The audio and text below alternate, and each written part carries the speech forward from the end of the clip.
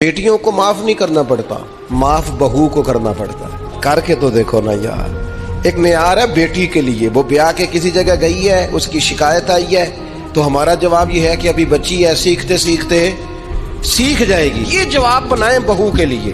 अगर वो गलती करे, उसकी सास शिकायत करे, उसका खामन शिकायत करे, तो ये बहू के लिए बोलें कि अभी बच्ची है, सीखते सीखते।